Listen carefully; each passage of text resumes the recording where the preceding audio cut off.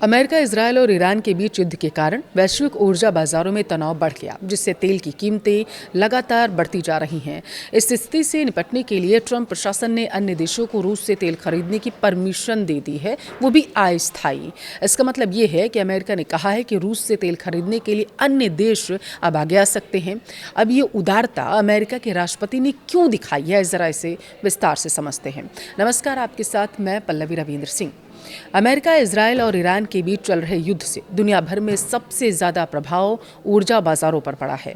Middle east में तनाव की वजह से तेल की बढ़ती जा रही है कीमत, और ऐसे में अमेरिका ने कई देशों को रूस से तेल खरीदने की छूट दे दी है। ट्रंप प्रशासन ने अन्य देशों को रूस से तेल खरीदने के लिए अस्थायी अनुमति देने की घोषणा भी कर दी है।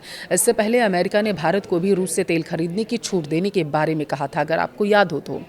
दरअसल यूएस के ट्रेजरी सेक्रेटरी स्कॉट बेसेंट ने गुरुवार को सोशल मीडिया प्लेटफॉर्म एक्स पर एक पोस्ट शेयर किया।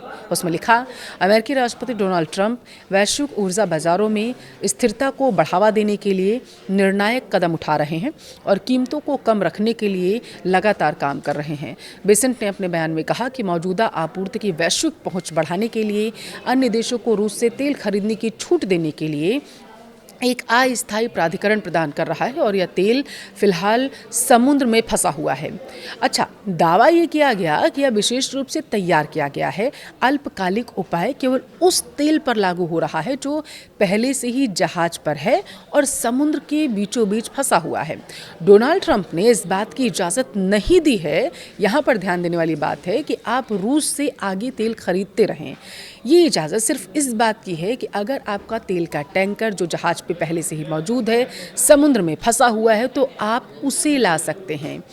अब यहाँ पर ध्यान दीजिए, ट्रंप के मंत्री ने आगे कहा कि इससे रूसी सरकार को कोई खास वित्तीय लाभ नहीं होगा, क्योंकि उसे अपनी मर्जी राजस्व का अधिकांश हिस्सा तेल निकालने की जगह पर लगाए गए करों से मिलता है।